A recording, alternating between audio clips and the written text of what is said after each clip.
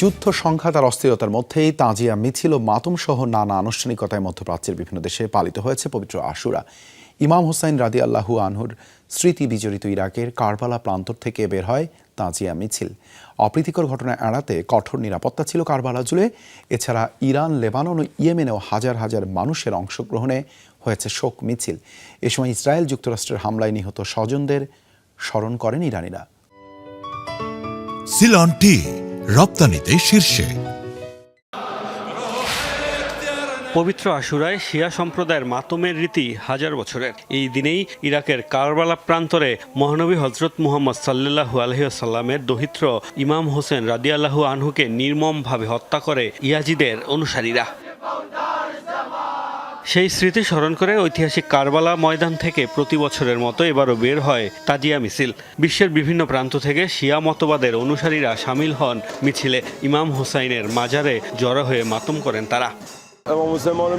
প্রতি বছর আমরা কারবালায় সমবেত হই ইমামের আহ্বানে সাড়া দিতে এবং তার সেই শোককে স্মরণ করতে, যা কিয়ামত পর্যন্ত অব্যাহত থাকবে। আমাদের মৃত্যু ভয় নেই, কারণ আমরা পরকাল ও শাহাদাতের চেতনায় উদ্বুদ্ধ। বিশ্বের নানা প্রান্ত থেকে তীর্থযাত্রীরা এসে প্রিয় ইরাকি জনগণের আতিথ্য গ্রহণ করেছেন। ইরাক সরকার তীর্থযাত্রীদের স্বাগত জানিয়েছে এবং তাদের নিরাপত্তা নিশ্চিত করেছে। যুদ্ধ পরিস্থিতির মধ্যেই শিয়া প্রধান দেশ ইরানে পালিত হয়েছে পবিত্র আশুরা। কারবালার মর্মান্তিক ঘটনা স্মরণ করে রাজধানী তেহরানে মাতমের ঝড় ওঠে। শোকাবহ দিনটিতে ইসরায়েল যুক্তরাষ্ট্রের হামলায় নিহত সর্বোচ্চ নেতা আয়াতুল্লাহ আলী খামেনি সহ স্বজনদেরও স্মরণ করেন ইরানিরা।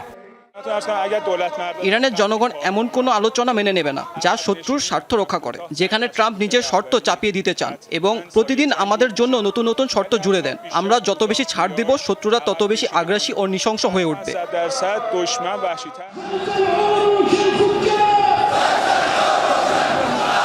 পবিত্র আশুরার অন্যতম বড় আয়োজন ছিল ইয়েমেনে। রাজধানী সানায় তাজিয়া মিছিল, শোকের মাতম সহ নানা আনুষ্ঠানিকতায় দিনটি স্মরণ করে হুতি বিদ্রোহীরা।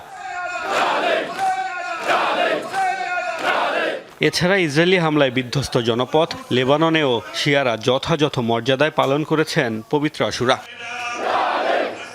মোস্তফা মাহমুদ, যমুনা নিউজ।